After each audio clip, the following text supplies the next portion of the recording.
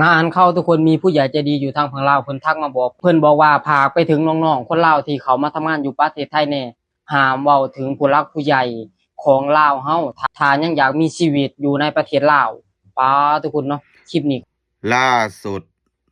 งานเข้าครีเอเตอร์ลาวโดยเฉพาะในประเทศไทย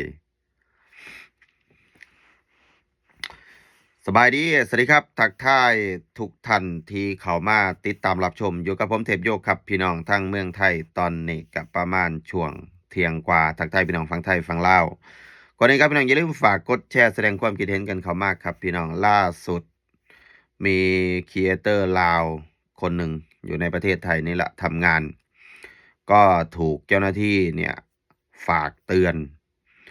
นบรรดาครีเอเตอร์ลาวในประเทศไทยโดยเฉพาะอันนี้ย้ำนะครับโดยเฉพาะคนที่ทำงานอยู่ในประเทศไทยห้ามพูดถึงผู้หลักผู้ใหญ่ในประเทศลาวเดี๋ยวลองไปฟังคลิปน้องเขานะครับทุกท่านงานเข้าทุกคนมีผู้ใหญ่ใจดีอยู่ทางฝั่งลาวเพิ่นทักมาบอกเพิ่นบอกว่าพากไปถึงน้องๆคนลาวที่เขามาทำงานอยู่ประเทศไทยแน่ห้ามเว้าถึงผู้หลักผู้ใหญ่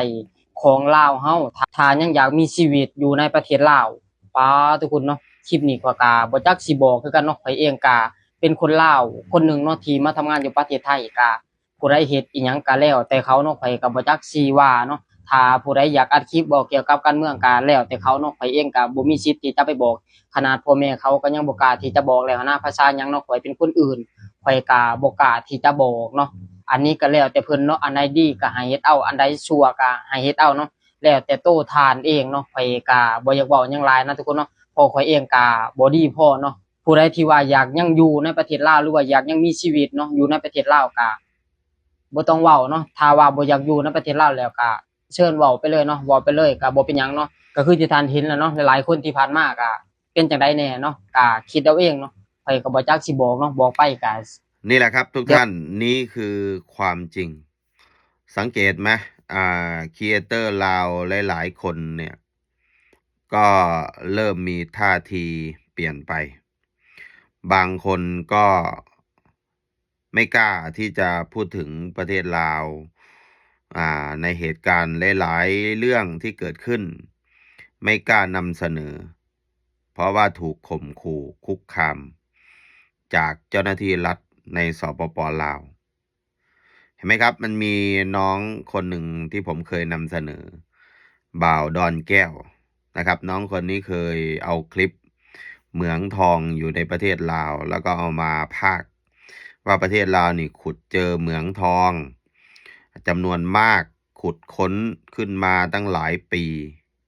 มีทองคำมหาศาลแล้วทำไมประเทศลาวไม่เจริญเห็นไหมครับถูกเจ้าหน้าที่ลาวข่มขู่ให้ลบคลิปมันเป็นการวิจารณ์การบริหารประเทศหรือตำหนิผู้นำก็ลบคลิปถ้าไม่ลบคลิปก็กลับประเทศไม่ได้นะครับอ่าเห็นไหมครับสังเกตไหมคนลาวหลายๆคนเนี่ยเริ่มอึดอัดเริ่มอยู่ยากถ้าจะนำเสนอประเด็นเรื่องเศรษฐกิจในประเทศลาวก็บอกว่าไม่ใช่นักข่าวไม่ให้พูดถึงให้เงียบคือผมก็เห็นใจนะบางทีผมก็เห็นใจบรรดาครีเอเตอร์คนลาวหลายๆคนบางทีอยากนำเสนอประเด็นเรื่องในบ้านตัวเองก็ระหวาดระแวงถ้าไม่ถูกใจผู้นำถ้าไม่ถูกใจเจ้าหน้าที่ก็ถูกข่มขู่คุกคามนะฮะเห็นไหมอันนี้แหละคือพี่น้องครับผมก็เลยบอกว่าสังคมลาวเฮาเนี่ยสังคมอยู่ในประเทศลาวนี่นะมันต้องอยู่ใต้ตีนรัฐบาลคอมมิวนิสต์ลาวแบบนี้ตลอดไปเลยนะครับอย่างเช่นนะครับมาฟังคลิปนี้นะที่ทัวร์ไปลงหาว่าพี่คนนี้วิจารณ์รัฐบาลวิจารณ์โรงพยาบาลในลาวดูถูกโรงพยาบาลในบ้านเกิดตัวเองมีคนเข้าไปคอมเมนต์ด่าเยอะมากๆนะและสิ่งที่แกพูดลองฟังนะครับทุกคนเนาะประเทศลาวแค่ค่อยว่าโรงหมอมันแพงค่อยกระตกใจเนาะพี่น้องก็มันแพงอีหลีเนี่ยค่อยก็ว่ามันแพงเนาะพี่น้องเป็นหยังก็จังอวยประเทศไทยก็มันเป็นเรื่องจริงค่อยไปเจาะนมค่อยมันเป็นก่อนออกมานี่ค่อยเสียแค่1,500ค่อยไปทานอยู่บ้านเจ้าของนั่นว่า10,000เสียค่อยเว้าจังใด อั เทศลาวนั่น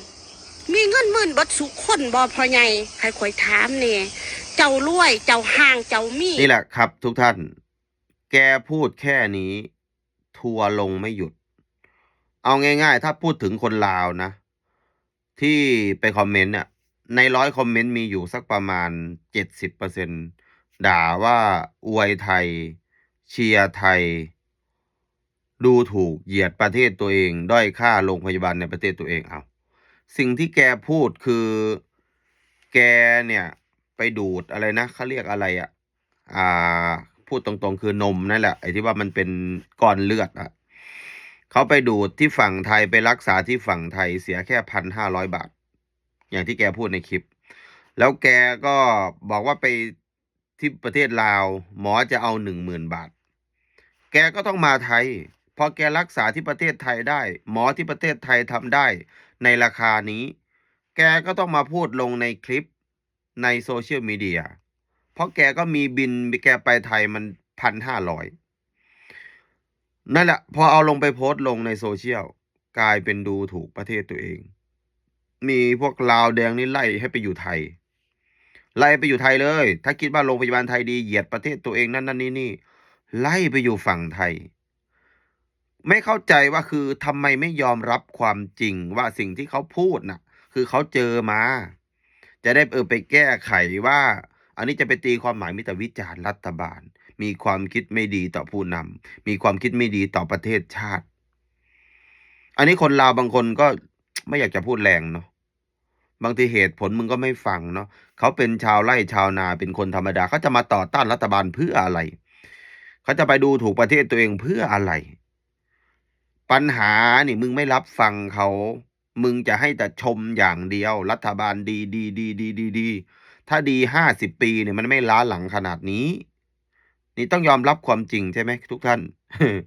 นี่แหละครับพี่น้องครับขอบคุณหลายๆครับที่เข้ามาติดตามรับชมฝากกดแชร์แสดงความคิดเห็นกันเขามาน้ำเด้อครับพี่น้องครับสบายดีสวัสดีครับ